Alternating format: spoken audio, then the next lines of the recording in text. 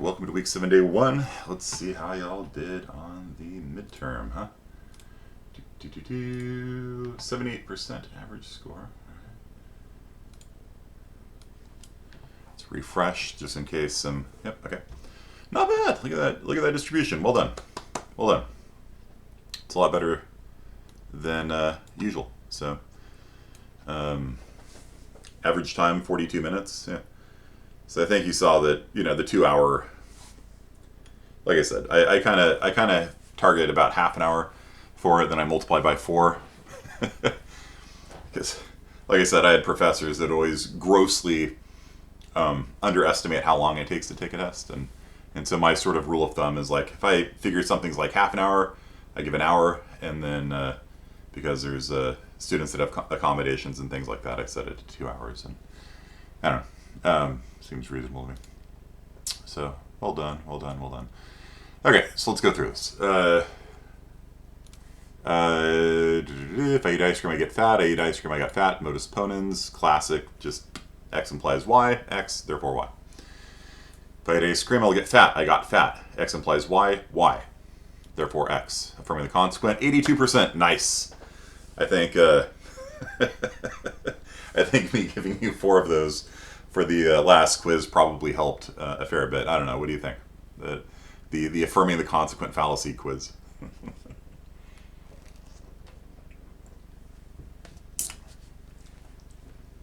Genius. Huh? And it works.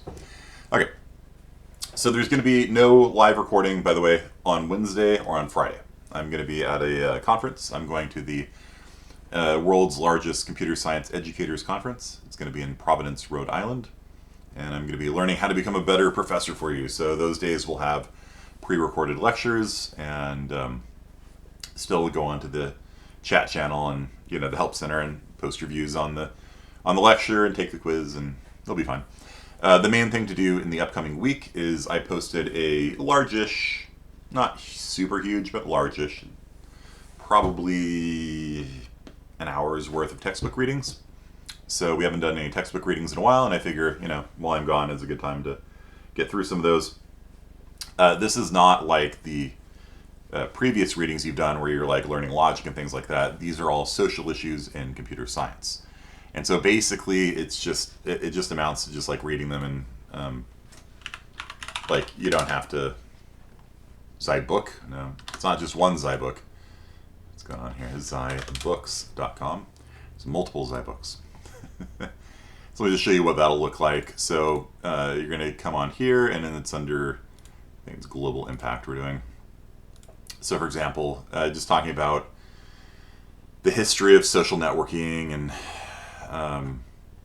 Facebook was the first social networking site. False. Users' posts are typically published for the world. Usually not. Okay, good. Revenues are from advertising. Yes. With the world population at 7 billion, about 2 in 7 people. Yeah. Revenues of 40 billion. It's the largest company in the world? Yeah.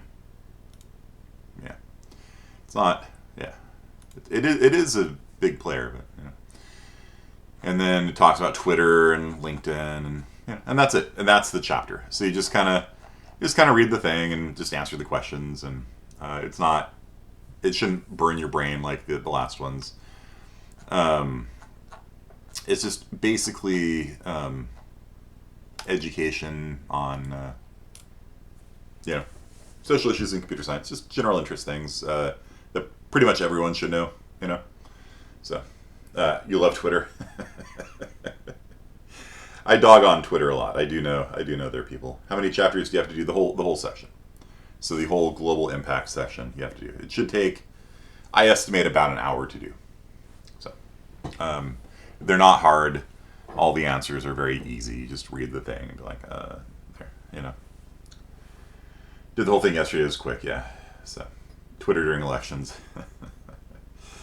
Yeah. I mean, like I said, I kind of make fun of Twitter a lot because I understand people on the internet. You know, I've been on the internet since, you know, it was ARPANET.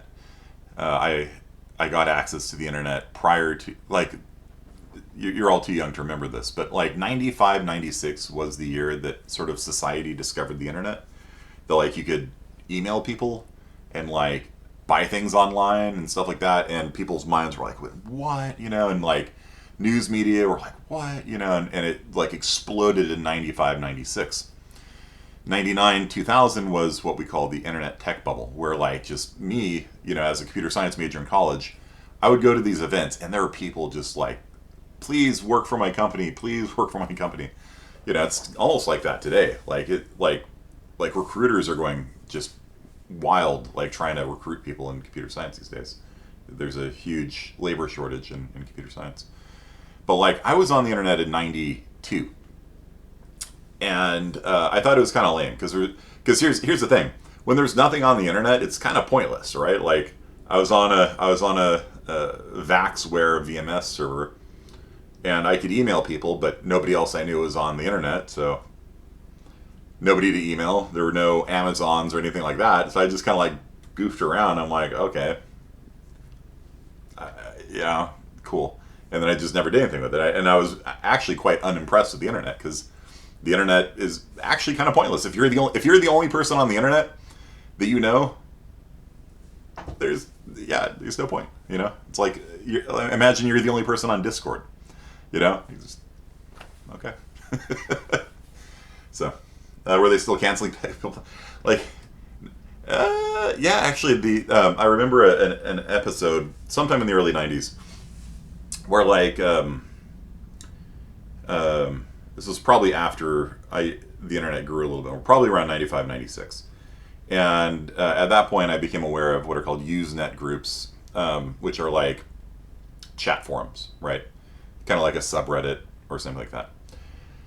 And there was a legal Usenet group, subreddit kind of thing. And a lawyer like somebody had a legal question, a lawyer responded and said, hey, if you want to hire me, here's my phone number. And people were like, whoa, hold on there, buddy, that sounds like an advertisement. And he's like, oh, I'm so sorry, like I didn't consider that an advertisement. It's just kind of like, here's some information if you want to contact me. And they're like, all right, we kind of understand, but like you got to really be careful because the internet is not a place for advertising, and yeah, that's changed. So as far as canceling people, yeah, that was something that kind of stuck out to me. Like everyone like came down on this lawyer because they're like, I don't know, man, that's getting pretty close to advertising, and they were like ready to cancel him right off the platform. And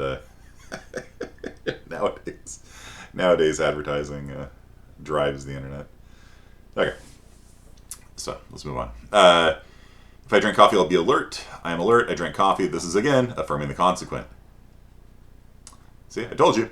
Just because you get 4 questions doesn't mean you're going to get all 4 responses, right? So you guys seem to have wised up to my deception. If I drink coffee, I'll be alert. I'm not alert. Therefore, I did not drink coffee. This is modus tollens. X implies Y, not Y, therefore not X. Scott O'Neill believes the housing crisis is due to not building enough housing. Yeah. So he did talk about greedy landlords and high vacancy rates, but he dismissed those as being substantial contributors to the high housing price. He believes it is basically a supply side issue, that they're just not there's a deficit of 1.4 million homes or something like that just need to get built and aren't being built, and that's why you have homelessness and absurdly high rents and people living an hour outside of town and things like that. Just it's a mostly, in his view at least, it's a supply side issue. Okay. All right. So you're programming an autonomous vehicle, moral machine, and you're programming it using utilitarianism. Okay. So one of my philosopher friends jokes that you're programming the Nissan altruist. He has like clever puns for like autonomous vehicles that are ethical and things like that. So no response on Discord to that one, probably for the best. Okay. Car loses brakes. It's going to run over either 5 doctors or 2 kids. And so somebody using ethical hedonism would try to minimize pain and maximize pleasure. In this case, there's no pleasure, so just minimize pain. So it'd be the 2 kids. So everyone's life is equal. 2 kids are 2, -2, and doctors are -5, so -2 it is, you run over the kids. Okay. All right. Cultivating virtue, that's virtue ethics. Lives of children are worth more, that is not utilitarianism. They believe that all human lives are equal. Run over the doctor, yeah, nobody picked that one, okay. What do you click in Scratch to start running your program with a green flag? In Scratch, if you want to do something when the user hits an up arrow key, you make a block called when up arrow key pressed. Yep. So, yeah, we went over that.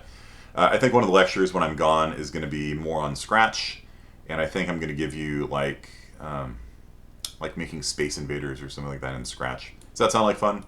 Or is there like the maze thing that I showed you? Would you rather do the maze thing, or would you rather make like Space Invaders? I'm going to post like full directions on it and stuff like that, so it's not like you have to like it's not like you have to like figure it out from scratch. Okay. But let me know. One is like a maze where you like traverse through a maze. Another option would be Space Invaders, and I'll put up whichever one you want. Space Invaders. Okay. Yeah, that's good. Yeah, Scratch. Like I said, Scratch can do things that are hard in C++. So. What days will there be not live lectures? This Wednesday and this Friday. So there's going to be pre-recorded lectures on those days. I think that the coronavirus shutdowns had a good side effect and that they eliminated an entire major strain of the flu virus. That's true. Deflationary theory. Thank you very much. Trump. I have not read the Mueller report. I won. No collusion, no obstruction. I won. Everybody knows I won. So he's appealing to consensus theory of truth. Everyone says I'm the best president. Everyone knows that, what he leans on a lot with Trump's speech patterns is consensus theory of truth. Like, just something is true because everybody knows that it is true, right? People that said Marxist, like I kind of get what you're saying there, but it's not saying it's true because it benefits me politically, even though it may very well. He's saying it's true because everybody knows it to be true. It's a consensus theory of truth. Trump is a huge, whatever. He invokes that theory a lot in his words. Will the final be also of the sort? Yes, not only the final, but the second midterm. What? I don't think he knows about second midterms. It's going to be huge. Yeah. So, yeah, this is the format for midterm 2. It's the format for the final. Okay. 30-ish questions. This time it worked out to be exactly 30. But in that ballpark. And then, yeah, just a mix of multiple choice, some fill in the blanks, sometimes I do matching, sometimes true false. Okay. All right, suppose for the sake of the argument, the cynical view is true that Democrats are now arguing masks are ineffective solely so that they can win the elections in the fall. So I've heard this theory repeated. I personally don't have any opinions on the matter, but I've heard this claiming. And so what this is arguing is that the Democrats are engaged in the Marxist theory of truth, which is saying that which is true is that which is beneficial to us politically. So that would be the Marxist theory of truth. Which again is not one of the 5 ones you will see in most philosophy textbooks, but it explains a whole hell of a lot when it comes to politics and media and things like that. All right, what theory of truth is this? Science doesn't actually know why gravity works. All that matters is that it does. So that's pragmatic. Like, don't get too lost in the weeds. Think about, why is there gravitons? Is there gravity wave? Like, it doesn't matter. It just matters that it does work and that you can, build a parachute to stop yourself from dying or whatever. Most common theory of truth used in math is coherence. In coherence theory, what you do is you have a set of things that you know to be true, and then you can prove other things to be true by showing they cohere with it. So the other, you start with Euclidean geometry. The shortest path between 2 points is a straight line. 2 parallel lines never touch. Like, you start with these axioms, and then you can prove all sorts of things using them because these new things that you prove cohere to the axioms you start with. Theory of truth is this: capital of California, Sacramento is true because Sacramento really is the California's capital. Yeah. Correspondence theory. It's probably the easiest one to understand, honestly. Why is something true? Because reality is that way. I have A wallet in my hand is true because I actually have a wallet in my hand. Like, it's pretty common sense, I think. What ethical system is this person using? It is wrong to steal because if everyone stole, the world would fall apart. That would be Kant, of course. What ethical system is this? Suffering is due to desire. I know this is true because of religion. So divine command theory. Basically, something's true because your religion says it's true. What ethical system is this person using? The ACM is the... And this is actually an actual true story, by the way. So the ACM has been revising its code of ethics. And a couple of years, maybe 2018 was when they did it last time. And I was sort of involved in the process on it. And one of the lines they wanted to add, correspondence truth, yeah, it's troublesome, right? Like, you know, what color shirt do you think I'm wearing right now, actually, come to think of it? What does it look like to you? I won't mess with you this time. I'll actually tell you the truth. What color shirt do you think I'm wearing right now?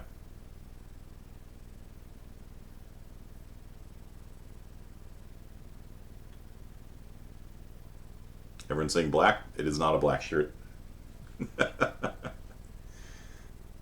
It's actually not. This is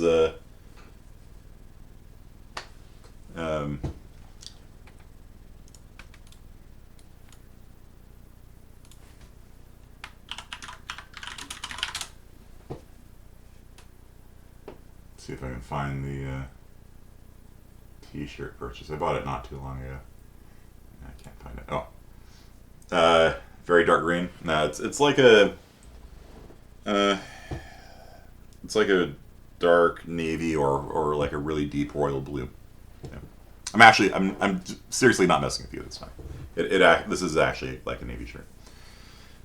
Kind of a royal blue. Okay. So this is a true story. So a couple years ago, they were revising the code of ethics for the International Computer Science Association, and one of the lines they were wanting to add to it was, you cannot write code that will take the life of another human being. And it got dropped. Because I stand corrected. Navy blue. No, yeah, I think you're right, Dylan. Yeah. So there's a debate over it, right? Like, you know, like, we have a responsibility, right, to protect the lives of humans. And then there were a bunch of people who were like, I work for the military.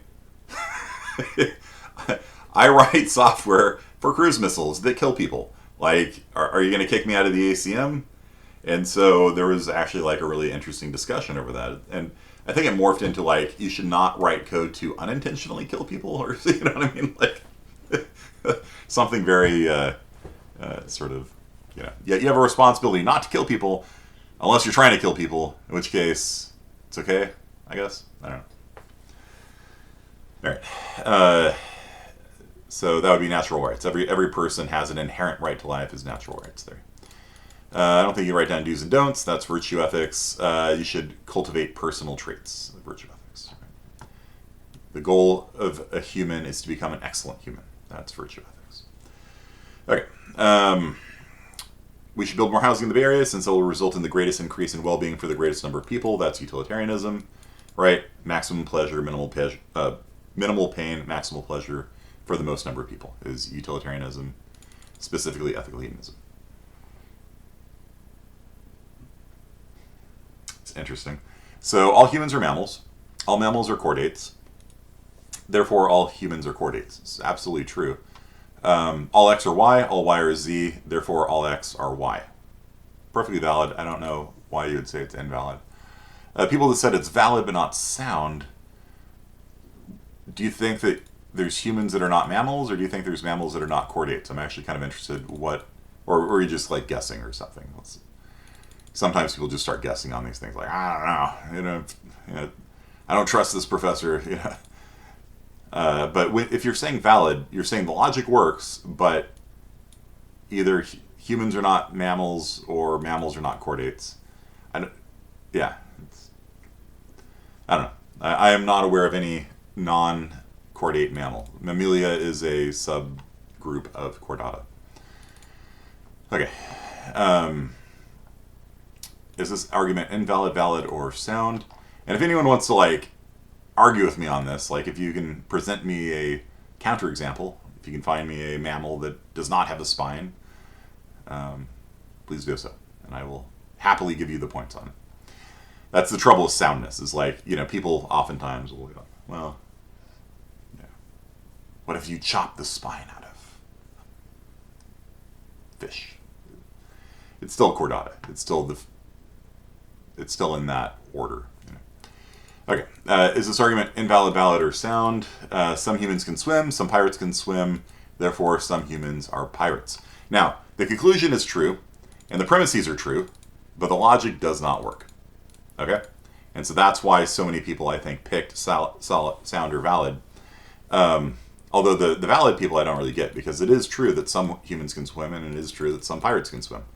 And so I don't know where these people were going on that one either. I don't know. Might be the same people here. I don't know. But no, the logic does not work. You know, sound, I could see if the logic worked. Valid, I just don't see, because it's definitely true that both of these premises are true. So this is a case where the premise 1 is true, premise 2 is true, the conclusion is true, yet it is an invalid argument. The logic does not follow. We went over this last week, right? If you share an attribute with something, it doesn't mean that you are that other thing, right? Cats are mammals, dogs are mammals, therefore dogs are cats. No, it's the same argument as here. Cats can swim, dogs can swim, therefore cats are dogs. You know, it just confuses some people, because like all three of these things are true, right? All three of them are true, but it's still an invalid argument. And so, like I said, the trick on these things is just to switch out X and Y and things like that, and, you know, get your English brain out of the way on it. All cats are mammals, dogs are mammals, cats are dogs. Yeah, so this is the exact same argument, by the way. These two arguments are exactly the same. It's the same. All cats, all X are Y, all Z are Y, therefore all Z are X. It's the exact same argument as this one. Except because people look at the conclusion, they're like, no, that's wrong. They put down invalid. Remember, invalid and valid don't mean the conclusion's wrong. It mean, you understand? Like, it doesn't mean the conclusion's wrong.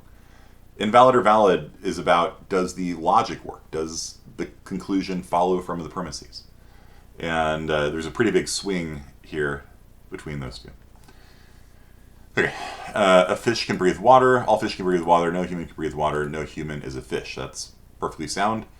If a human, since no humans can breathe water, it is impossible for a human to be a fish. Okay, because all fish can breathe water. So it's like a modus tollens kind of argument. X implies Y, not Y, therefore not X. Perfectly sound. Okay. Is this argument invalid, valid, or sound? Capital city of state is where the government of that state is located. Fresno is the capital city of the state of California. Fresno is where the government of California is located. So the logic works, but the premise 2 is not correct. Right? Sacramento is the capital city of California. So this is a valid argument. Now, again, probably a lot of people looked at it and said, well, no, the conclusion's wrong, it's invalid. Can't do that. Can't do that. That's the whole point of this class, is training your brain to be logical and critical thinking and stuff like that. Okay. Is invalid, valid, or sound? Japan is an island country. America is not an island country. America is not Japan. Yeah, it's the same argument as this, actually. It's the exact same argument as the fish one. Japan is an island country. America is not an island country. Therefore, they cannot be the same, because they have a different property. People who study in this class tend to get an A in the class. The White House is located in Washington, D.C. Conclusion, Joe Biden is President of the United States. Yeah, it's invalid. I tried to make this one as obvious as possible, that there's absolutely no logic to this whatsoever. This is something called a non sequitur fallacy, and we're going to be talking about fallacies starting today. So this is called a non sequitur. So there's just no logical connection between anything. Like studying this class and Joe Biden being president, there is absolutely no logical connection whatsoever. So, it's invalid. Okay. Truth table. So true, true. So not y is the opposite of y. And then we're going to and together the x column and the not y column. So the only time and is true is when both sides are true. And that would be for this one. For B, the answer is true. For A, C, and D, the answer is false. And so it looked like about 80 to 85% on those. Okay, so a few more people got this one wrong, probably because they were looking at these two columns rather than this column and this column. Okay, and that is the midterm. Any comments, questions, concerns? What do you mean Joe and I sit together in the White House? Nice. So, questions about that? It's kind of a boring midterm. I usually like to throw some kind of wonky questions on there, but I was just kind of not, yeah. So, let's do this. Fallacies. Okay. So, fallacies are a huge topic in this course, and now that we're moving into the second third of the course, we're going to be doing a lot of fallacies. We're going to continue studying Scratch, like I said. Probably on Friday I'll give you your Scratch assignment to do Space Invaders. And then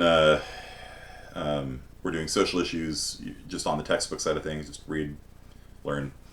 We'll move back into social issues probably next week, but we're going to be doing fallacies this week.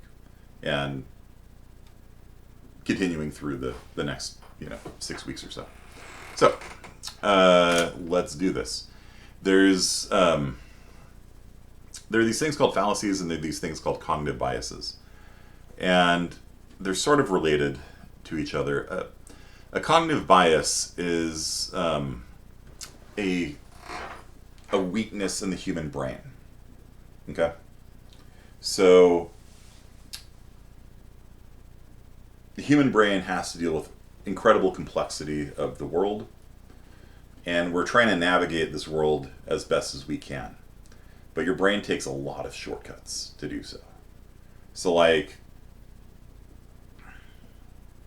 one time I was trying to go to like a concert or something, and I was at a stadium I'd never been to before.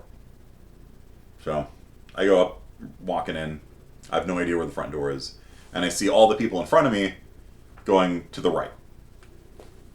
And so I follow them because I figured they know where they're going. Like probably somebody has been to this concert venue before and they know where the door is. And so like 20, 30 of us, we're all just kind of walking around to the right, and we get to a dead end. And everyone's just kind of standing there milling about like, where's the door? And everyone's like, I don't know, I was just following you. And I was like, I don't know, I was just following you. Like, who was first? And the guy was like, I don't know where it was either. I just picked a direction, and everyone followed me. So that'd be an example of a cognitive bias. Like, oftentimes when we don't know what we're doing, we'll just defer to other people, like because we figure they know where they're going. And sometimes it's just everyone doesn't know anything. You just get this whole mass of people just walking into a dead end together. So that would be a cognitive bias. So a cognitive bias in and of itself isn't like a fallacy. What a fallacy is a bad argument. Okay? So one of the big topics of this class is how to make a proper argument, how to examine other people's arguments and find problems in it, how to make an argument yourself that's strong and holds up to scrutiny and things like that. And fallacies are bad arguments or bad mistakes that people make when making an argument. Okay? And so these are two different things. Like a fallacy is like a bad argument. A cognitive bias is a little bit lower level than that. It's the kind of psychological defect or heuristic or shortcut that the brain takes that oftentimes leads to distorted thinking or leads to fallacies and things like that. So let's get going. So, Adpopulum. Okay. So this is again something that Trump does a lot. Like when he says everybody knows something, everybody says I'm the best president. Everyone,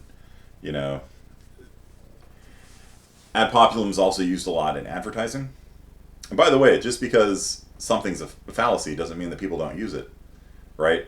Adpopulum is very, very common in advertising because there is a cognitive bias called social proof, where if a lot of people do something, then it makes you want to do it too, especially if you don't know any better. Kind of like following people into a dark alley, And so advertisers will say, the Ford F-150 is the #1 selling truck in America, so you should buy it. Now, here's the thing. Just because something is the best-selling, truck or burger or fries in America, like peer pressure. Yeah, that's why peer pressure works. It's operating on the same fundamental cognitive bias, which is the fact that, when we don't know better, we will tend to follow the group on something, right? And so, like, if you're like a real truck nerd, right, for lack of a better word, if you're like a truck nerd and you've studied trucks like your whole life, you know if the Hemi is worth buying or whatever. But if you're just like kind of interested in getting a truck, you don't really know. Oftentimes, if you just buy the #1 selling truck in America, you're probably not gonna, regret the purchase, right? Like, it's probably the #1 truck for a reason, right?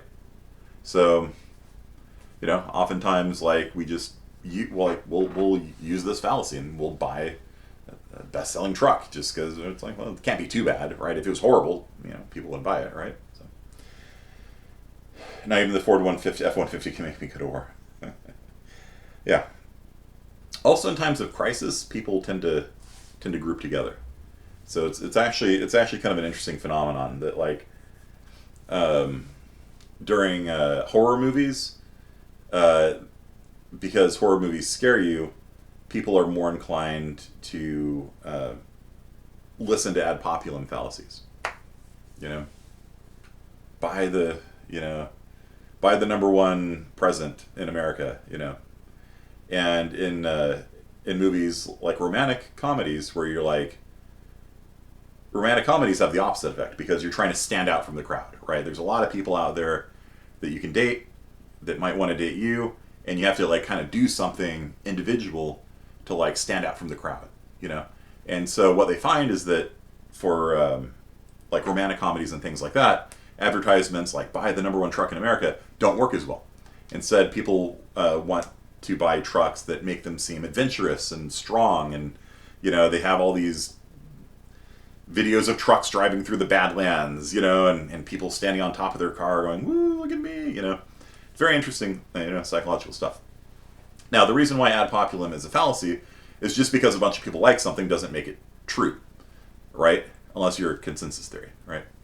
So start investing in defense companies. So, right, like, even if every student in this class votes that, one of my midterm questions was wrong, it doesn't mean you're right. It just means a lot of you are wrong, you know what I mean? So, if you believe in most forms of truth, other than consensus theory, everybody liking something doesn't make that thing true. Okay. So, for example,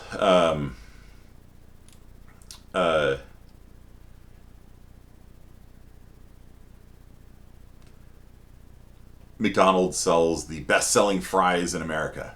Does that make them the best fries in America? No. If you've ever eaten cold McDonald's fries, you know they're not the best fries in America. But that's how they advertise it, right? We have the best fries in America because people eat more McDonald's fries than anything else. Okay. So, there's a reversal to this, though, which is that if a lot of people witness something, then we tend to believe them more the more people that witness something, right? So, like, if one person saw an alien, we just kind of discount them. But, like, if aliens landed during the Super Bowl and everyone saw it on TV and the people there were like, yeah, no, those were actually aliens, then people would believe it more, right? And so Adpopulum is okay, I guess, when it comes to, like, witnesses and things like that, right? So, like, if somebody pulls out a gun and shoots somebody and everybody in the crowd sees it, we believe that more than if it's just, like, one person who, like, saw, somebody shoot somebody. Burger King has best fries. Wendy's potato wedges. I don't know. Put your votes in now. What are the best fries in America? Okay. This is a college humor video, I think, where they prank a guy. They get everybody in the audience to get in on the prank, and they blindfold him, and he shoots a free throw, and the crowd goes wild. He totally misses the shot, right? But the crowd goes wild. The guy rips off his blindfold. He's like, "Oh my gosh!" A person comes running out with $1 million check, and he's like, "Oh my gosh!" He's so happy, you know. And then his friend is like, "Psych, you know, you didn't hit it." So Chick-fil-A, the wedges there, or the waffle fries there. Yeah, so it is possible for people in large numbers to lie as well. Okay. So, do you guys understand Adpopulum? Just because a bunch of people believe something doesn't make it true. Yeah? Makes sense? I think we'd all come up with examples of large numbers of people believing things that are not actually true. Okay, next one is Advercundium, which is called appeal to authority. So appeal to authority is the 3 out of 4 dentists recommend Trident gum, right? Trump says that so-and-so is a bad person, therefore they're a bad person. The Pope says God is real, so God is real. Richard Dawkins says God isn't real, so God isn't real, you know. And so basically, just because it's related to Adpopulum, right? Adpopulum, though, is talking about sort of the wisdom of the crowd, right? And crowds can get things wrong. They do get things wrong all the time. Mob mentality is a thing, right? Where, you know, like people in large groups, like, start acting very badly sometimes, like a year ago. So, how so? But Advercundium is the same notion, but for authority figures. So just because your professor tells you that his shirt is black doesn't mean the shirt is actually black. Right? You know, experts can be wrong too. What makes the shirt royal blue, French Navy, whatever it's called, is what the color of the shirt actually is. Okay? So that's what makes things, you know, if you're using correspondence theory, what makes something true is if it's actually, you know, Navy or not. Doesn't matter what I say. Reality is reality. So Advercundium is especially true because it gets a little tricky, right? Like, it gets a little tricky, but Advercundium is especially true when it's an appeal to improper authority. Like when you're asking, like, your uncle, who's a, you know, I don't know, chef or something, if you ask him his opinion on the Higgs boson, you know, he's not making an educated opinion on the matter. You know what I mean? And so appeal to improper authority is even worse than appeal to authority. It's like when somebody is speaking out of their domain of expertise. Because at least here, the Pope is at least an expert on God, right? So that's on improper authority. Richard Dawkins, though, you know, he's a famous atheist author. He's an evolutionary biologist, right? He didn't ever train in philosophy or theology or anything like that. But he wrote a book called The God Delusion, which was a bestseller about 20 years ago. And so citing him would be like an appeal to improper authority. All right, so yeah, more doctors smoke Camels than any other cigarette. So this would be an Advercundium fallacy. Okay, appeal to authority, right? You should smoke Camels because more doctors smoke Camels than any other cigarette. Do you understand? Doesn't mean it's a good idea. And also, you know, you're convinced you're going to smoke Camels now. You know, incidentally, the way this is phrased, you know, what if there's only, you know, 10 doctors that smoke Camels nationwide, but none of the other doctors smoked any of the cigarettes? You know, it would still be true that more doctors smoke Camels than other cigarettes would be true, even though the number would be very low.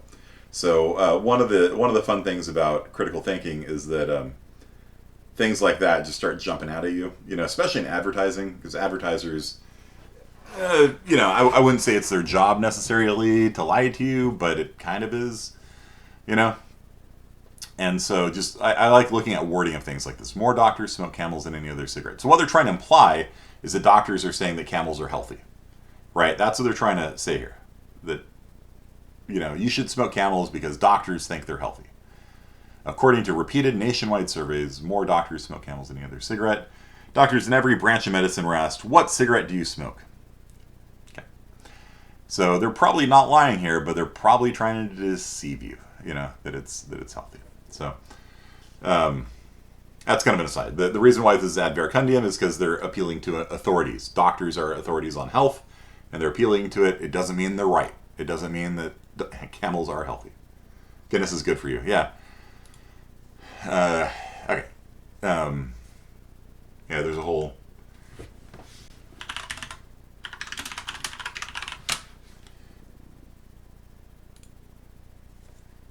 There is, this kind of stuff.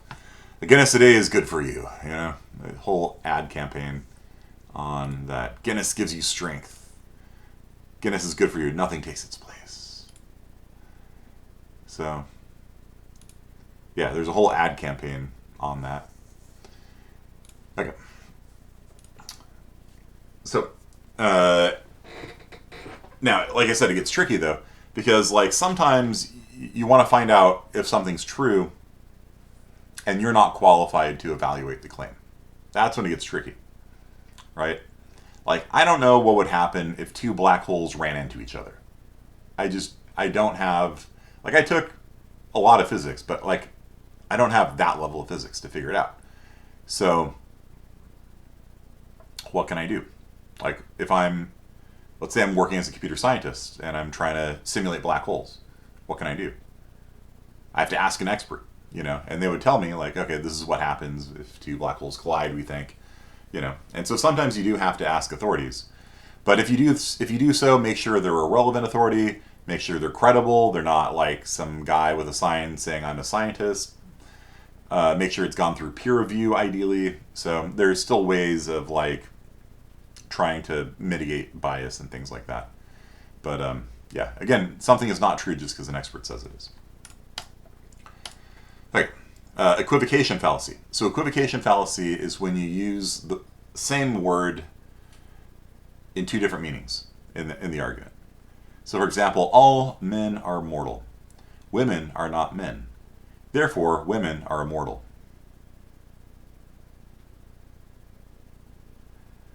So, in the first premise, it's kind of, if you've ever read The Lord of the Rings or watched the Lord of the Rings movies, there's a famous equivocation fallacy in it, which is the Witch King of Angmar, the head Nazgul, right?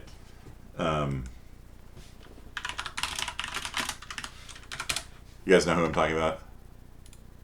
This dude, right? And he has this curse that no man can kill him, right? And so he's fighting Eowyn, who's a writer of Rohan, and he's foolish person, you cannot strike me down, no man can kill me. And she takes off her helmet and she's but I am no man, I'm a woman. And she guns him down. So so when we say Socrates is a man, all men are mortal, what we mean in that context is we're talking about humans, right? Humans, right? Humans are mortal. Humans die, And so Eowyn uses an equivocation fallacy to defeat the Witch King, and it's kind of amusing in that context, right? But in logic, you have to be very careful that you're not using the same word in two different meanings in an argument. A ham sandwich is better than nothing. Nothing is better than God. Therefore, a ham sandwich is better than God. It's just logic.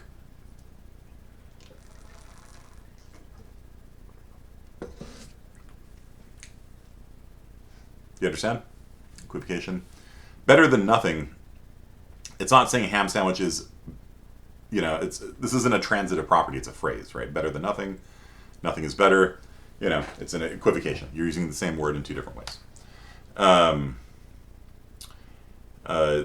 This can. One of the really nice things about studying a foreign language is that it oftentimes will reveal equivocation fallacies to you, because in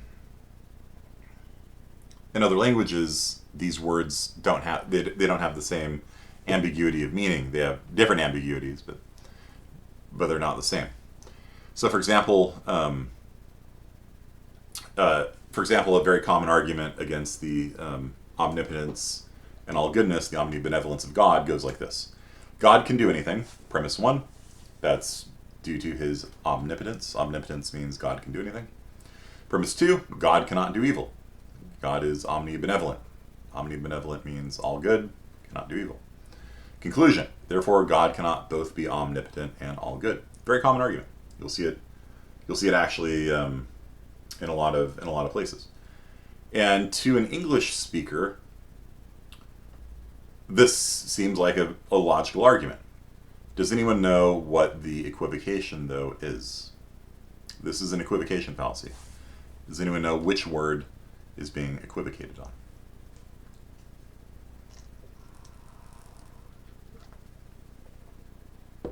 Any Chinese speakers here?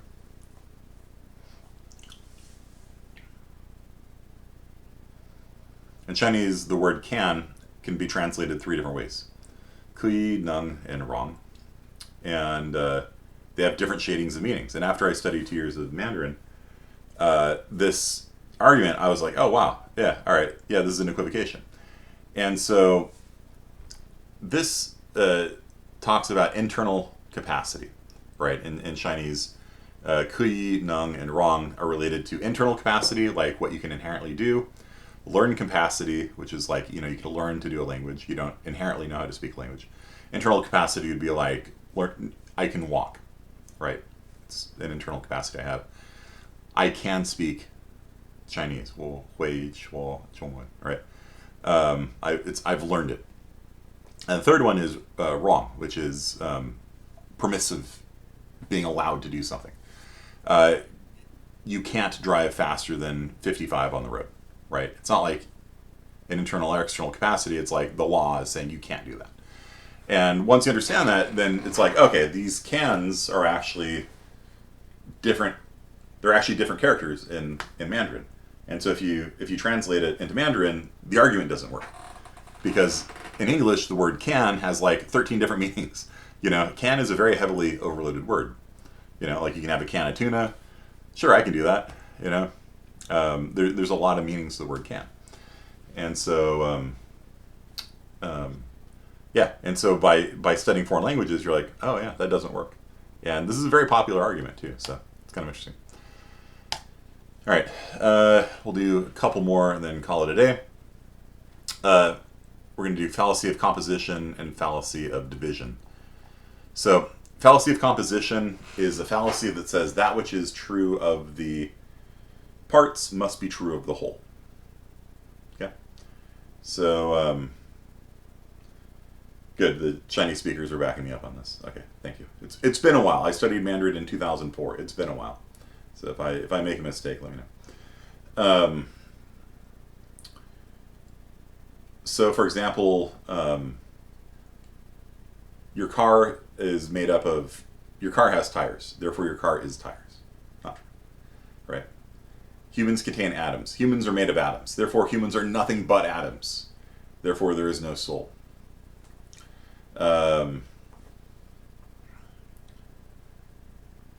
It's very common, especially when you talk about groups of people.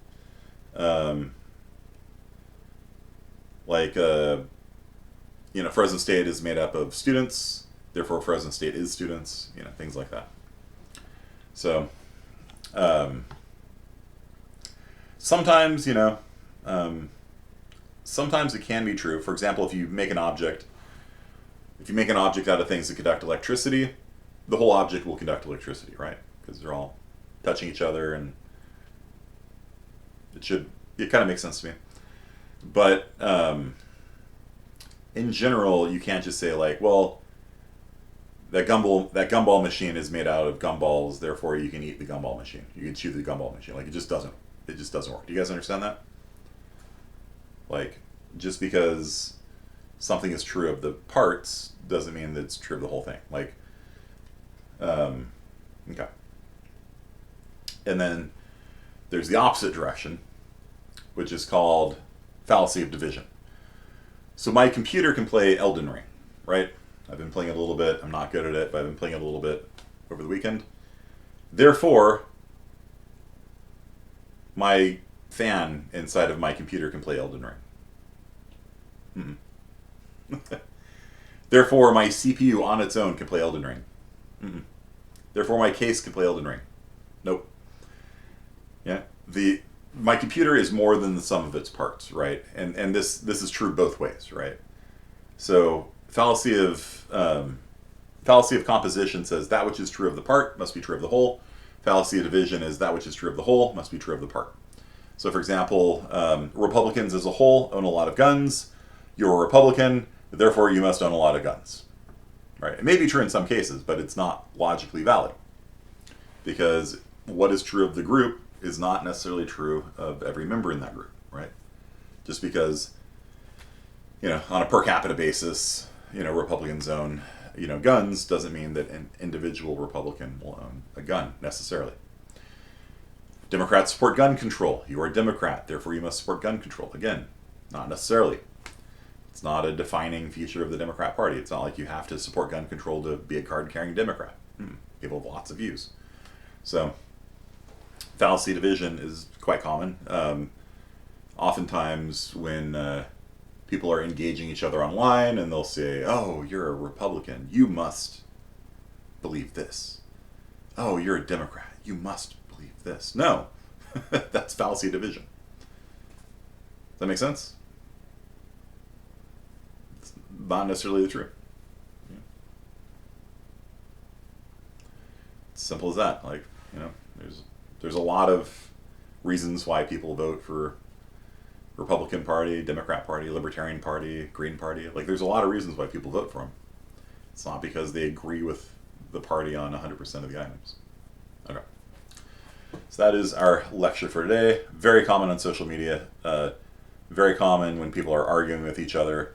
Like, oh, you're a member of this group, you must believe. Yeah. Fallacy division. So that's our class for today. I will put up a quiz on these 4 fallacies we've gone over today. Fallacy division, fallacy composition, 5, sorry. Equivocation, Advercundium, and Adpopulum. So I'll put those up. Start working on learning those things. They are a very important topic in this class. So your next midterm will have a lot of fallacies on them. I guarantee you. Okay, I will have fun in Rhode Island. I've never been to Rhode Island before. I've never been to Boston before. I've been to almost every state in America, and I've never been to New England. So I'm actually kind of excited for this. So I will learn all sorts of computer science education tips and tricks and become an even better professor for you when I come back. All right. See you guys. See you in a week.